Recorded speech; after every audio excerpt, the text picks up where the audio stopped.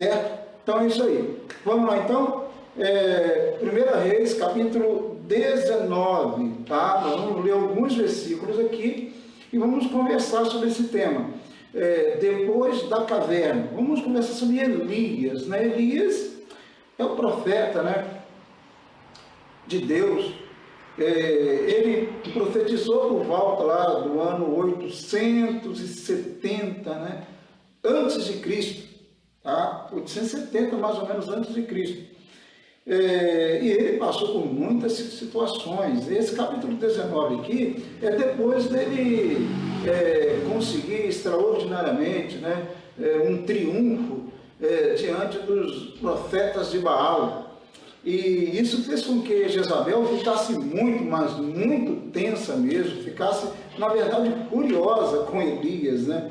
E ela queria matar Elias a todo custo e começa uma perseguição, na verdade. E ela mandou um recado para ele, muito mal criado, dizendo que ia, né, acertar as contas com ele, visto que ele tinha matado os profetas dela, né? Lá de Baal, né? Então, Elias, no caso, ao saber dessa informação, ao ter a notícia de que Jezabel queria matá-lo, né, ele faz aquilo que muitos fariam, né? Eu acho que quase todos. Fugiu, né? Ele fugiu. Diz o texto aqui, nós vamos acompanhar o texto, nós vamos ver que ele fugiu mesmo, né? Saiu batido mesmo. Eu não queria realmente enfrentar Jezabel, né? Jezabel era muito, mas muito má, né? Era terrível, má toda a vida, né? E é claro que Elias não queria enfrentar essa mulher terrível, né? Idólatra, né? E ele então foge.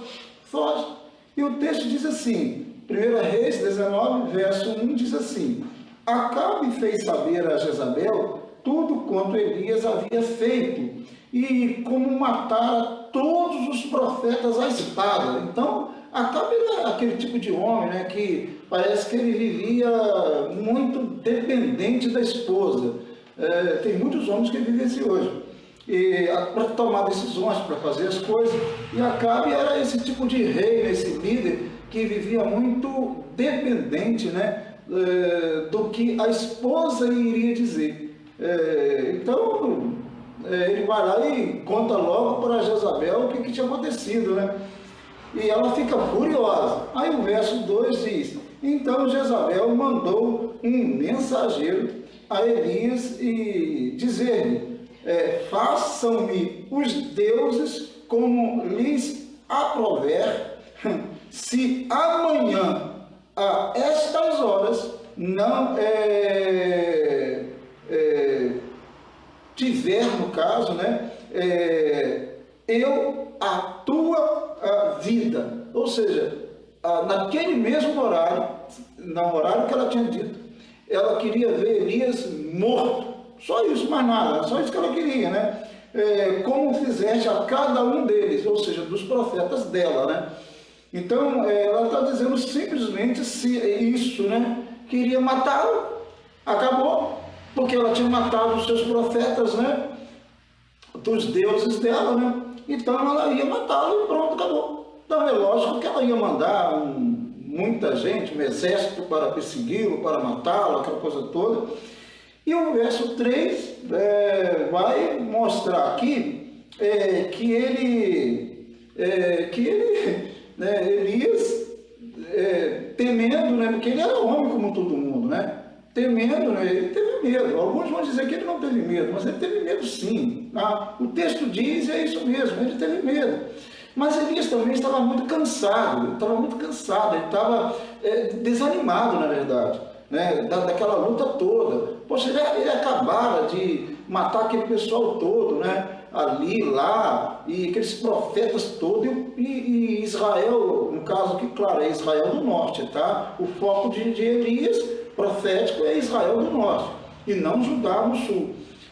Então, Elias, ele parte para ali, depois daquilo tudo, depois de ter feito tudo o que fez, né, de ter sido usado por Deus de uma forma poderosa, poxa, ele estava desanimado, porque a mulher, em vez de desistir, Acabe, em vez de desistir, não. Eles partem para cima, no caso de Jezabel, e quer matá-lo, né? Então ele está mesmo, parece desanimado aqui, ele entra num processo de tristeza, de cansaço mesmo, né? Então aí ele diz aqui, temendo, pois, o verso 3, né? Pois Elias levantou-se para salvar sua vida. Se foi e chegou a Berseba, que pertence a Judá, e ali deixou o seu moço. Quer dizer, ele foi para Berseba, ao sul de Judá, bem distante, porque ele estava lá no norte, né, mais ou menos 150 quilômetros de distância. Então ele andou ali com o seu moço, deixou o seu moço em Berseba, ao sul de Judá, ou seja, ele atravessou a fronteira, né? Saiu do norte e entrou no sul e foi lá para Berseba, escondendo, né? Fugindo da rainha lá de Israel, né? No caso, esposa de um rei também cruel, ela também cruel, né? Muito cruel. E fugiu, né? E foi para Berseba, que pertence, no caso, a Judá, e ali deixou o seu moço ficou então em Berseba. O verso 4 diz, ele mesmo, porém, se foi ao deserto, caminho de um dia, tá? Ele se foi ao deserto, o deserto aqui é o deserto de Negueb, tá? Um deserto também bem ao sul, ou seja, Elias fugiu, sabe para onde? Para os confins do mundo, tá? Para o fim do mundo, ele queria desaparecer da vista de Jezabel. Eles queriam sumir, desaparecer. Não queria nem sonhando ver Jezabel, nem os seus possíveis guardas, exército. Ele queria sumir, desaparecer mesmo da vista, não é só de Jezabel, não. Da vista de Acabe, da vista de todo mundo. Ele não queria ver mais ninguém. Tá? Chega um momento na vida da gente, e eu acho que isso acontece com muitas pessoas, que a pessoa não quer ver mais ninguém. Um momento ali que não quer ver ninguém. Ou uma decepção que teve, sei lá, né, um momento que passou na vida lá, não quer ver mais ninguém. Quer entrar lá no quarto, ficar sozinho, ou então sumir, desaparecer do mundo. Tem alguns até que usam essa frase, né? Dá vontade de desaparecer no mundo, dá vontade de sumir. Tem pessoas que usam essa frase, né? Se eu pudesse, eu não via mais ninguém. Tem esses negócios, não tem? Várias pessoas usam essas frases aí. Quando estão com raiva, quando estão decepcionadas, quando foram de alguma forma, tiveram insucesso em alguma coisa, então dá vontade de desaparecer. A vontade de Elias aqui, pelo que percebe, era de desaparecer. Ele não queria ver ninguém, não era só Jezabel, como eu disse, era ninguém, queria desaparecer, como acontece com muitos seres humanos, né? Em vários momentos da vida. Querem desaparecer, sumir, não quer ver ninguém. Então ele mesmo, porém, se foi ao deserto, que eu falei aqui, né? Negueb, caminho de um dia, e veio e se assentou, olha bem, debaixo de um zimbro, né? Uma árvore, né?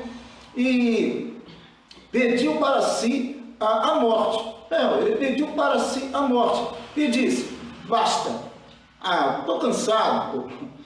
Ele pediu a morte. Estou cansado, cheguei no limite da minha vida, cheguei no limite, não dá mais para mim. Eu estou, brincadeira, né? Deus me usa poderosamente, cai fogo do céu, né? Aquele milagre extraordinário. Depois a gente pega aqueles profetas todos de Baal e acaba com todos eles. E agora eu fico aí nessa situação, a mulher me perseguindo, a mulher querendo, não aprende, esse pessoal não aprende, né? E tal, eu disse, basta, acabou para mim, acabou, né, basta.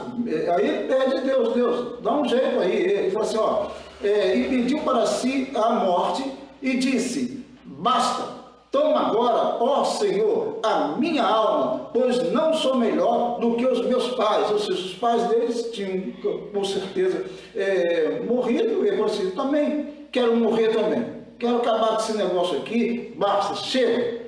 Claro, Elias não era o tipo de pessoa que tiraria a própria vida, até por causa da comunhão que ele tinha com Deus, né? Se fosse outro, talvez faria isso, né? Mas ele não, ele tinha uma comunhão com Deus extraordinária, e a solução para a vida dele estaria em Deus, até para morrer estaria em Deus, e não nele, né? Não nas suas providências, né? Pessoais, né? Como infelizmente muitos fazem, né? Algumas pessoas vão fazer um comentário aqui dizendo que Elias estava deprimido, né? Elias estava aqui deprimido e tal. Essas expressões não eram, obviamente, usadas naquele contexto, era uma coisa mais do contexto moderno, nessas expressões. Ele tem, sim, algumas características de uma pessoa deprimida, né? O isolamento, por exemplo, é um caso, né? Fugir de todo mundo, desaparecer, querer ficar sozinho, essas coisas, né? Uma tristeza, né? Tal. Então, há algumas características, que até mesmo querer morrer, acabar com tudo, né? Não se matar. Esse não é o caso, como eu disse, de Elias aqui, da comunhão que ele tinha com Deus. Então, ele tem características, sim, de uma depressão. Mas a questão aqui não é dizer que se ele estava ou não estava, a questão aqui não é essa, a questão aqui é que realmente ele se viu numa situação e ele não via no futuro nada de bom, nada de promissor, digamos assim, nada. Ele chegou num momento em que ele falou assim: poxa, essa mulher agora está me perseguindo, ela é terrível, né? Tem um exército à disposição dela, então ela vai me caçar e vai tentar me matar a todo custo, né? Então, o que eu vou fazer? O que eu vou fazer? Será que nós também, em alguns momentos na vida, não chegamos assim, num momento de tristeza, de angústia, e de perguntar assim: o que eu vou fazer? O que eu vou fazer? Né? Não tem mais para onde ir, eu não sei, não tem mais o que fazer, né? Não tem mais. Então, aí a pessoa começa a não ver no futuro qualquer coisa. Então, a pessoa entra em depressão, sim, uma das razões é essa: ele não consegue ver mais nada de bom lá na frente, ele não tem esperança mais de ver nada de bom. Por isso que alguns, lamentavelmente infelizes, se matam, né?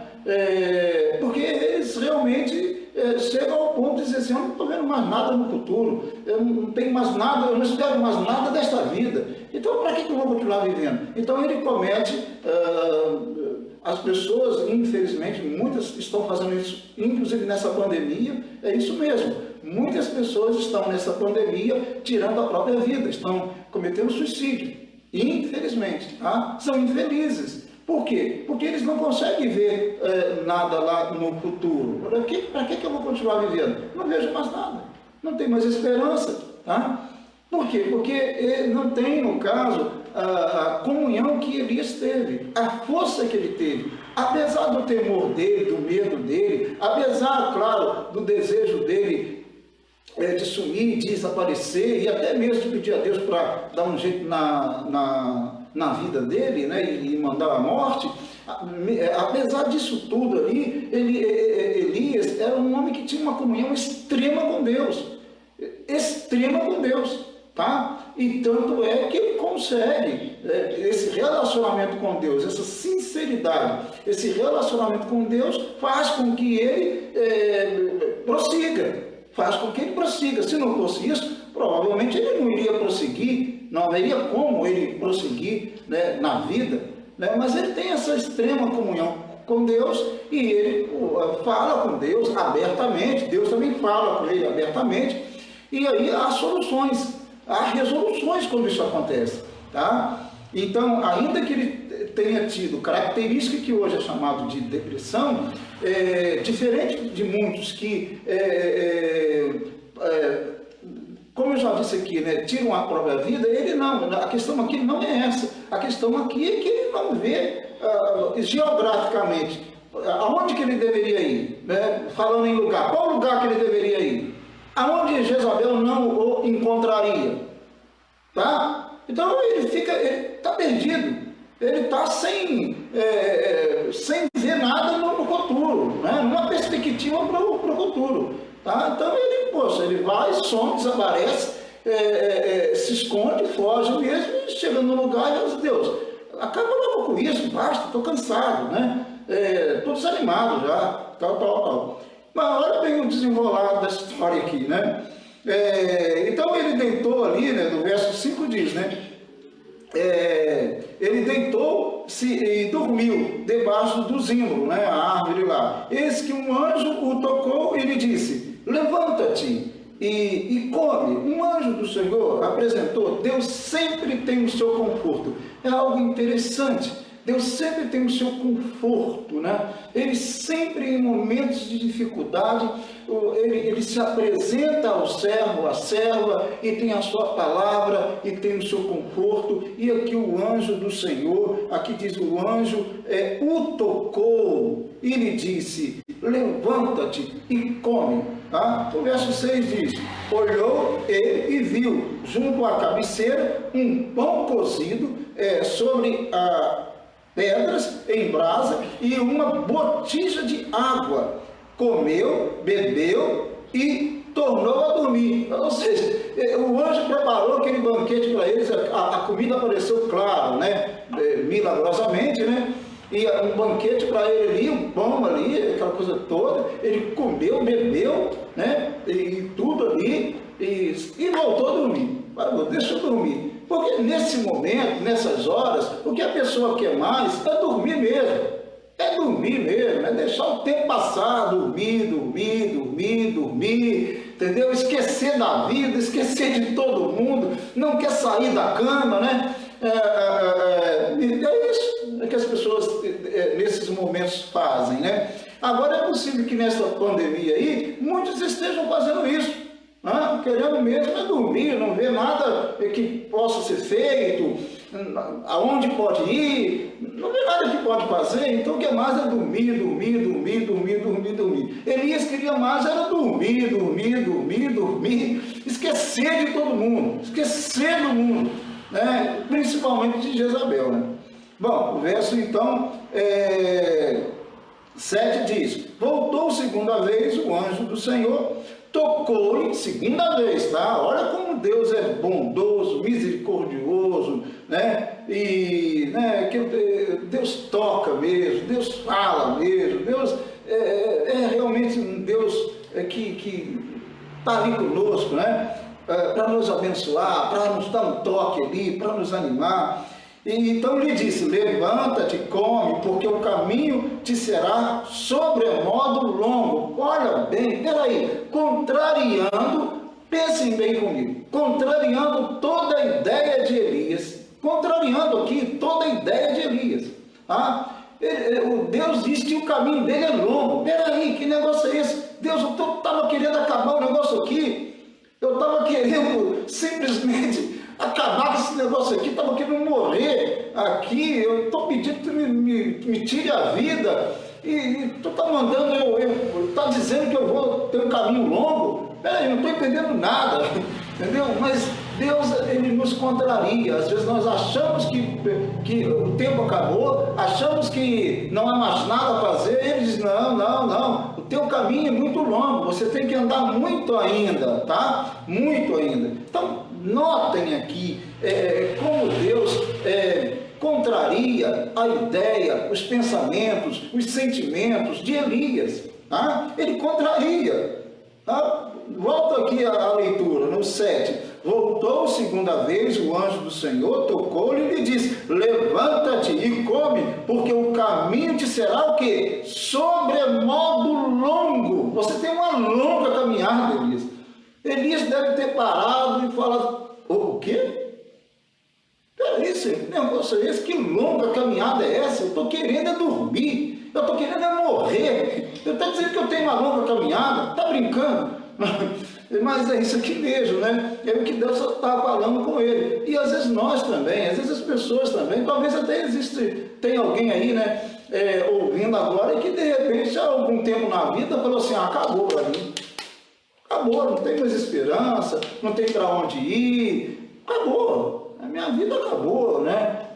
Porque aconteceu isso, porque aconteceu aquilo, né? Uma tragédia, sei lá, a minha vida acabou, não tem mais esperança, tal. E Deus disse assim: não, né?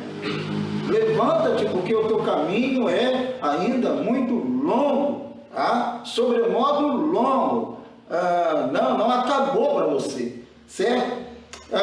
Isso daí. Bom, então, falando de caminho longo, né, o verso 8, levantou-se, pois, comeu e bebeu, e com a força daquela comida, caminhou 40 dias, olha bem, 40 dias e 40 noites, até Horebe, o monte de Deus. Ele foi até lá, o Horebe, o monte Sinai, onde Deus tinha lá, né, entregado a lei, né, a Moisés. Ele foi para lá, para aquele monte. Quer dizer, olha bem, ele saiu do norte, lá do Monte Carmelo, ele atravessou o norte, depois ele atravessa Judá e passa pelo deserto de Negueb e vai lá na península do Sinai, lá na pontazinha, lá no finalzinho lá, e vai para lá, né?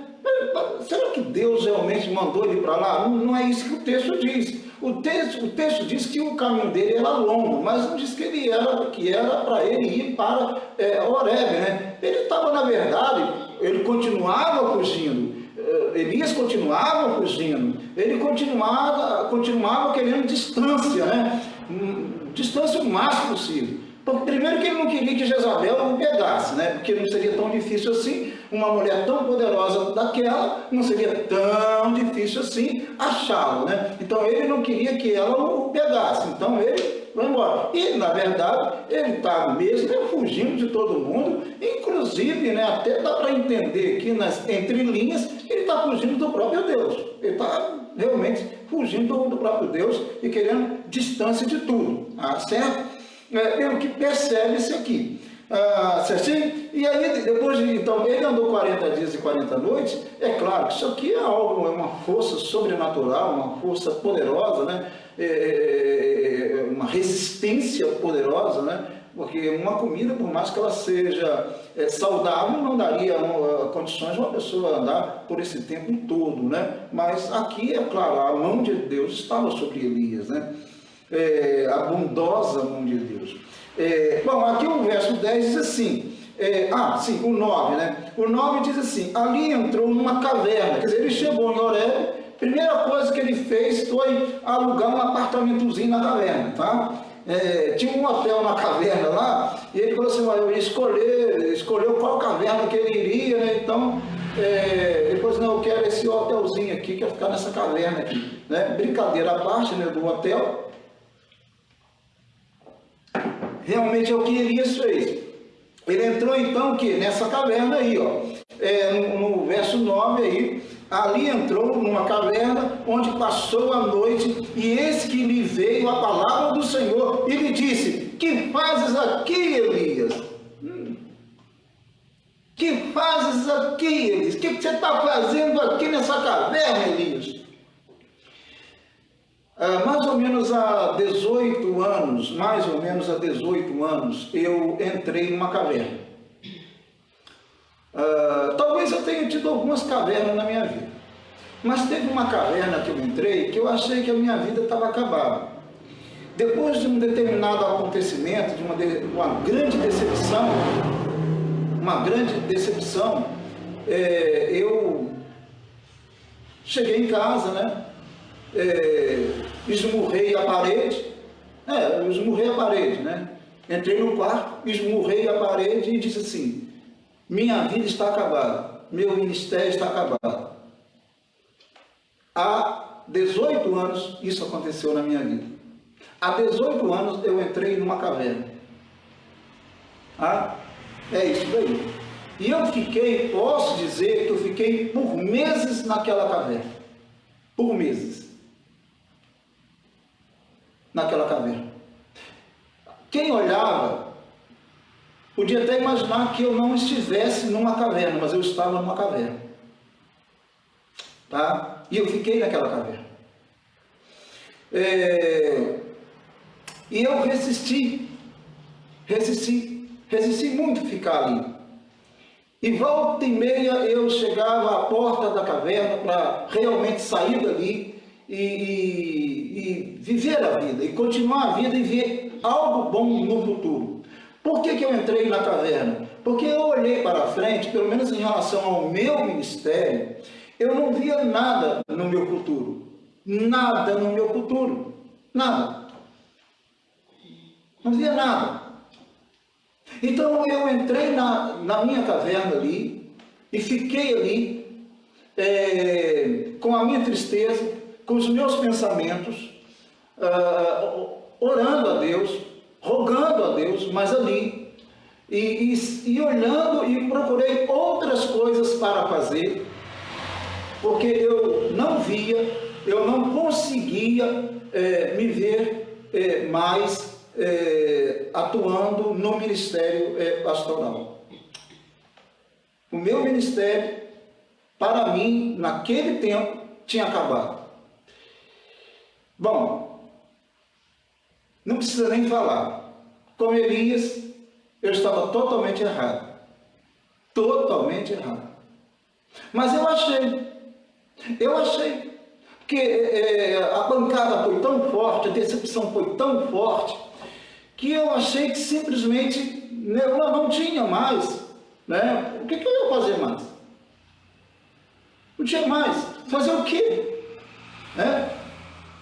Porque se no meio do povo de Deus eu sofri uma decepção tão grande como eu sofri, né?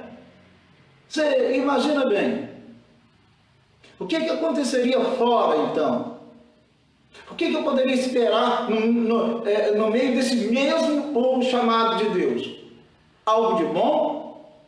Então eu procurei outras opções na vida, certo? Então aquela caverna ali, às vezes eu tinha dias que eu não conseguia, eu queria, eu não falava com ninguém, mas eu estava triste, com dor de cabeça, estava suando frio ali, tenso, ansioso, quer dizer, características, né, de que alguém que está realmente caminhando por uma chamada, aí o pessoal gosta de falar depressão, né, e tal.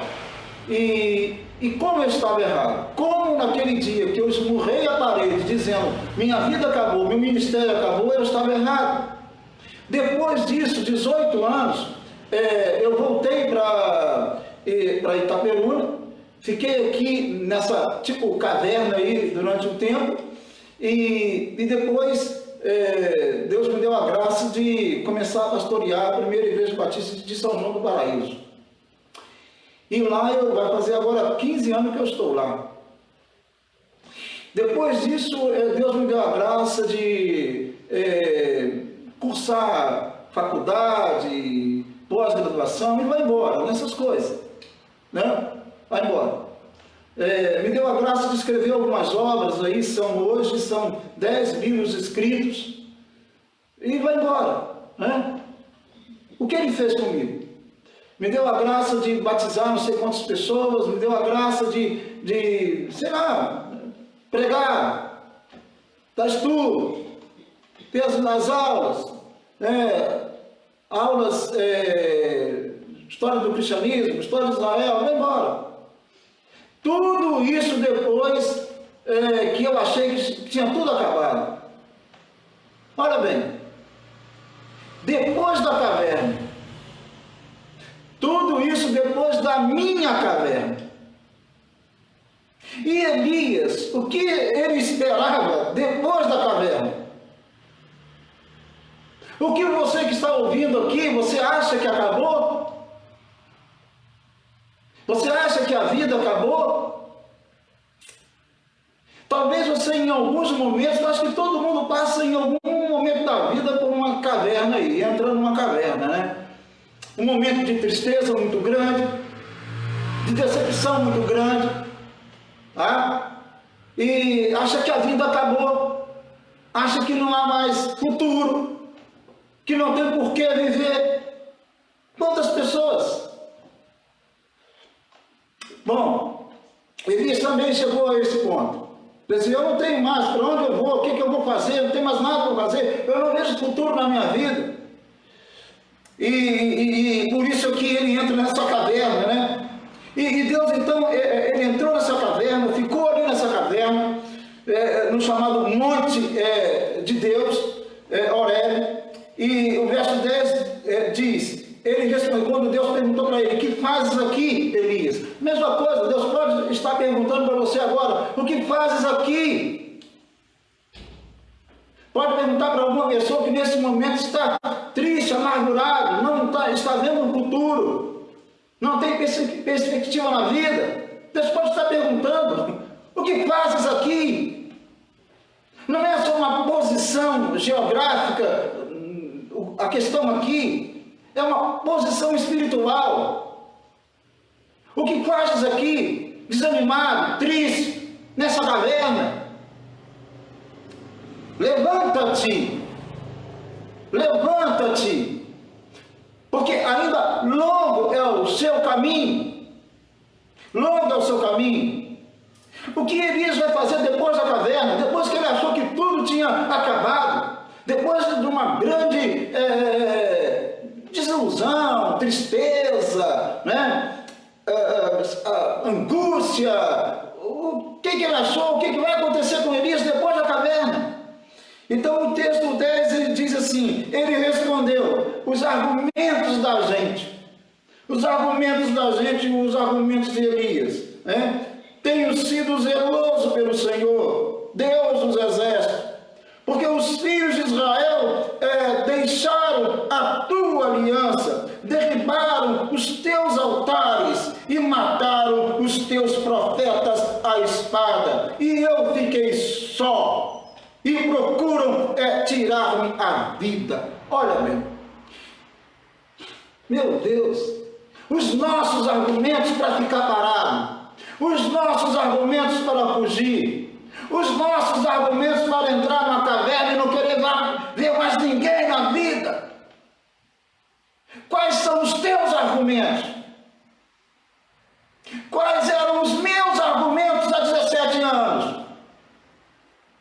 Os meus argumentos é que as pessoas tinham se levantado contra mim, com calúnias, com mentiras. Esses eram os meus argumentos. E que se isso tinha acontecido no meio do povo de Deus, então o que eu iria esperar da vida? O que eu iria esperar de um ministério futuro? Então, para mim, em relação ao ministério, a minha vida estava acabada.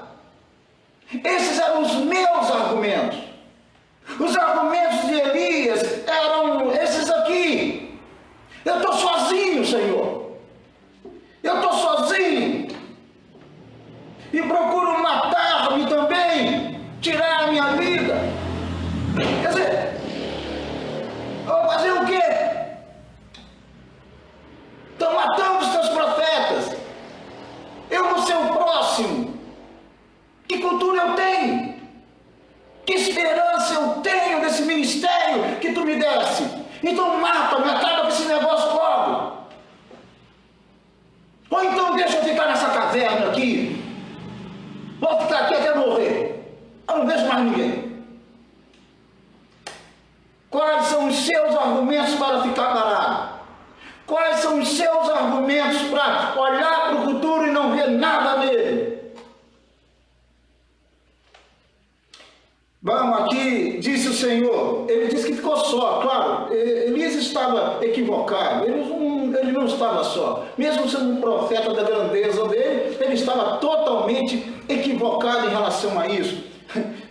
O Paulo mesmo lá em Romanos 11, 2, 4 vai falar isso, que depois você pode até dar uma olhada lá. Romanos vai explicar que Paulo estava totalmente equivocado, que Deus não abandonou o seu povo, que Deus sempre preserva alguém para ele, tá? Lá em Romanos, depois leia lá, 11, do 2 ao 4. Agora ele continua dizendo, disse-lhe Deus, sai e põe-te neste monte perante o Senhor. Eis que passa, aí vem aquela coisa tão linda, né? Eis que passara o Senhor e um grande e forte vento fendia os montes e espedaçava as pedras diante do Senhor. Porém, o Senhor não estava no vento. Depois diz, depois do vento, um terremoto. Mas o Senhor não estava no terremoto. Depois o verso 12 diz, depois do terremoto, um fogo. Mas o Senhor não estava no fogo. E depois do fogo, um cício tranquilo e suave. Ou seja, um som tranquilo e suave. Aí Deus estava nesse som tranquilo e suave. E Deus então se apresenta claramente para Elias. E Elias então percebe que é o Senhor. Ouvindo, Elias envolveu o seu rosto no seu manto e saindo pôs-se à entrada da caverna. Ele se colocou à entrada da caverna. Tá? Lembre que ele estava dentro da caverna. Eis que lhe veio uma voz e lhe disse: que fazes aqui, Elias? Que fazes aqui, Elias? O que fazes aqui? Talvez Deus esteja te perguntando: o que fazes aqui? Parado na caverna, fugindo. Você não foi chamado para fugir. Você foi chamado para realizar um ministério. Deus tem algo com você. É a mesma coisa que parece que eu ouvi há tantos anos, né? Quando eu achava que tudo estava acabado, tudo estava terminado. É como se Deus também dissesse: que fazes aqui, Ronaldo? Longo é o teu caminho, longa é a tua jornada. Vamos lá, levanta-te. Sai dessa caverna, vamos lá, porque tem trabalho para você. E é isso que ele está dizendo para Elias, né? Então, Deus falou com ele tremendamente, né? Saindo, pois, então, Deus perguntou: o que fazes aqui, Elias? Ele respondeu a mesma coisa que ele tinha falado: sim, tenho sido extremo zeloso pelo Senhor, Deus dos exércitos, porque os filhos de Israel deixaram a tua herança, derribaram os teus altares e mataram os teus profetas à espada, e eu fiquei só, e procuram tirar minha vida. Mas lá vem os argumentos, né, de Elias. Não tem aquela pessoa que fica reclamando a mesma coisa? Você já conheceu pessoas assim? Reclama a mesma coisa? A mesma coisa, volta e meia, blá blá blá blá blá blá, volta e meia, blá blá blá blá blá blá, volta e meia, blá blá blá blá blá, a mesma coisa, tá? A mesma coisa, reclama do mesmo jeito, a mesma, né, expressão usada, mesma coisa. Elias aqui está nessa onda aí, das reclamações, reclamando, dizendo: ô Senhor, brincadeira, pô. Cadê? Eu estou matando todo mundo aí, todos os servos teus estão matando. Eu estou sozinho nesse barco, Senhor. Não dá para mim, não. Estou fora. Aí Deus que realmente é tremendo, né? Deus é fora de sério. Diz assim, né? Disse-lhe o Senhor: vai, volta ao teu caminho para o deserto de Damasco. Brincadeira, tá brincando? Elias deve ter colocado a mão na cabeça. O quê?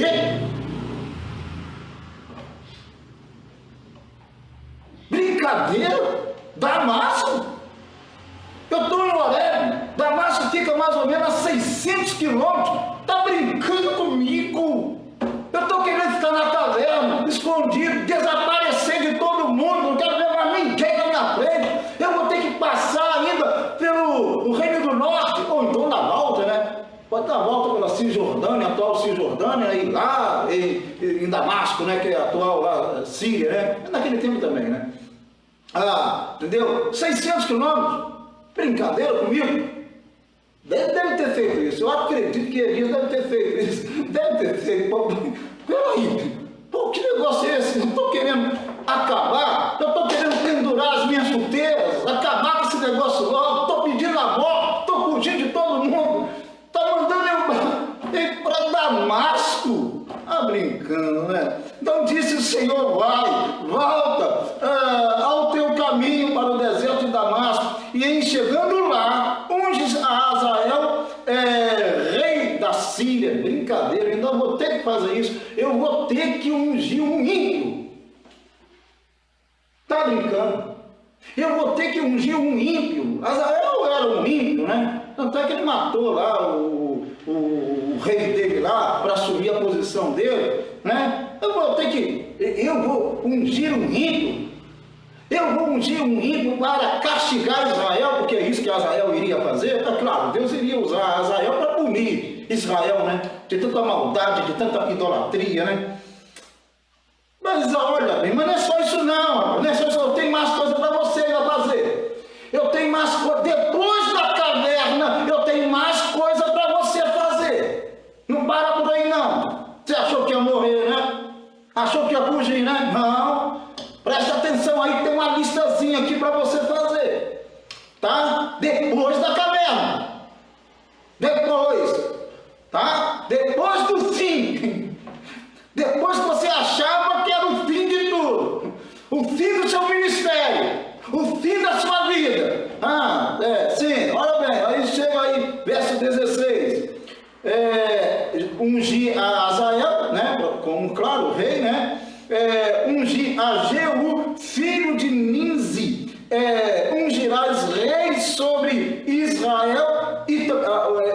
Esse Jeú aqui é aquele que vai assumir, né, é uma conspiração, ele vai assumir, destruir toda a família de Acabe, toda a família de Acabe, inclusive Jezabel. Acabe já tinha morrido, mas Jezabel e toda a família será exterminada, como já tinha profetizado o Senhor. Né? Será toda exterminada. E esse homem aqui vai assumir a posição de rei. É claro que não dá para a gente ir lá ver todos os detalhes aqui, mas ele vai assumir e ele vai exterminar toda a família de Acabe. Todos esses aqui, de algum jeito, vão contra a família de Acabe, né? E vão envergonhar Israel, tá? Então vai ungir também a Jeú, filho de Ninzi, ungirás rei de Israel, e também Eliseu, tá? Filho de Safate, de Abel, Meola, ungirás profeta em teu lugar. Isso, aí sim. Então você vai fazer o que, Elias, presta atenção na lista aí. Você vai ungir Azael lá, rei lá na Síria. Depois você vai ungir Jeú, e você também vai ungir Eliseu também, o profeta. Só que é claro, né? Para quem lê um pouquinho esses contextos aqui, a gente sabe que Eliseu vai ser ungido profeta logo depois, porque aqui Eliseu vai começar a acompanhar. Você pode ver que logo a partir do verso 19, aqui do capítulo 19 de 1 Reis, Eliseu vai começar a acompanhar Elias, tá? A ordem aqui é o inverso, né? Entendeu? É o contrário, né? Eliseu logo vai ser convocado por Elias, logo aqui você pode notar, ver aqui no texto. Depois vai ser lá na frente a vez de Azael, e depois de Jeú lá na frente, tá? Que vai. Mas aí é um detalhe aqui que aí para ler o contexto para entender. No caso, como Eliseu iria assumir o lugar de Elias, quando Elias morresse, que não é agora, ele só vai morrer lá no capítulo 2 de 2 Reis. Nós estamos em 1 Reis aqui, ele só vai morrer lá no capítulo 2 de 2 Reis. Morrer não, Elias vai ser arrebatado, né? Vai ser arrebatado, né? Morrer de um jeito glorioso, né? Sair da terra de um jeito glorioso, melhor falando, né? Vai sair daqui de um jeito glorioso, arrebatado, né? Ao céu, né? Vai ser tomado por Deus e levado ao céu num carro de fogo. Isso no capítulo 2 de 2 Reis. Elias ainda vai viver mais ou menos. Antes eu quero explicar o seguinte. Eliseu, então, é ele que vai ungir Jeú e vai ungir Azael no lugar de Elias, tá bom? É só para entendermos isso aqui. Elias vai ter vários outros enfrentamentos. ele vai novamente profetizar a casa de Acabe, novamente, tá? Ele vai profetizar para o filho de Acabe, Acasias, tá? Vai ter esses contatos tudo, vai profetizar a morte de Acasias, ou seja, depois da caverna, Elias vai viver mais ou menos 10 anos, 10 anos de intenso ministério, tá? Vai viver na terra, ele continua vivendo no céu, porque ele vai ser arrebatado, tá? Mais ou menos 10 anos, isso depois da caverna. Entendeu a mensagem? Entendeu a mensagem? Tá? Olha bem, terminando aqui, vou terminar no 18. Quem escapar da espada de Azael, Jeú o matará. Quem escapar da espada de Jeú, Eliseu o matará. Isso Deus falando a Elias, tá? Elias então recebeu aí 3 coisas para fazer, 3 pessoas para ungir, sendo que ele vai ungir Eliseu como profeta substituto dele, e Eliseu em nome de Elias, como se fosse Elias, ou no lugar de Elias, vai ungir Jeú e Azael, tá? E aí no verso 18, eu termino com 18, diz assim, também conservei. Aí Deus chama a atenção de Elias e diz assim, você estava enganado, você não está sozinho não, tá? Você não está sozinho não, tem um remanescente, tem um povo aí, tá? Eles podem não estar aparecendo, porque eles não podem, porque senão Jezabel vai matá-los, e tal, esses meus servos, né? Então, eles não estão aparecendo, mas existem sim, tá, Elias? Você está equivocado, né? Não está certo não, você não está sozinho. Aí Deus fala com ele assim, também conservei em Israel 7.000, todos os joelhos que não se dobraram a Baal, todos os joelhos que não caíram na idolatria, que não caíram no paganismo, todos os joelhos que permaneceram firmes na minha presença, tá? Então eu reservei todos os joelhos que não se dobraram a Baal e toda a boca que não o beijou, porque era mania também naquela época também beijar os deuses, né? Tal. Gente, deu para entender? Depois da caverna, Elias achou que tudo estava terminado. Tem muita gente achando que essa pandemia acabou com tudo, destruiu tudo, que não há mais esperança, que não há mais futuro, que não há para onde ir. E Deus está dizendo para você e para mim, não, tá? Ainda há, tem um futuro aí, há um longo caminho a percorrer. É isso, não desanime, saia da caverna. Se está na caverna, saia da caverna. Se não entrou na caverna, cuidado para não entrar na caverna e querer desistir de tudo e achar que não há futuro, porque em Deus há futuro. E se for a vontade dele, claro, lógico, né? Você viverá e fará no tempo que ele te der aquilo que é da vontade dele, tá? Depois da caverna, Elias, como eu disse, ele viveu 10 anos. Depois da caverna, eu até agora vivi aí 17, 18 anos depois da minha caverna. Não sei se tive tantas cavernas, eu tive algumas cavernas na minha vida e eu estou sobrevivendo e olhando para Deus, o Todo-Poderoso, o Deus de Israel, o Todo-Poderoso. Então, olhe para o Deus de Israel, o Todo-Poderoso. Sim, tá, amado? Sim, tá? Elias viveu 10 anos. Eu estou vivendo esse tempo todo. Você talvez já teve a sua caverna, ou terá a sua caverna. Mas não esqueça que busque ao Senhor. Deus estará contigo. E Ele pode sim dizer para você, peraí, não é para ficar aqui, não é para ficar na caverna. Levanta-te e vamos, porque tem muita coisa para fazer nesse mundo aqui para o Senhor. Que Deus te abençoe em nome de Jesus. Depois da caverna, Deus opera depois da caverna. Deus realiza sim depois da caverna. Deus abençoe sua vida em nome de Cristo, amado. Em nome de Cristo.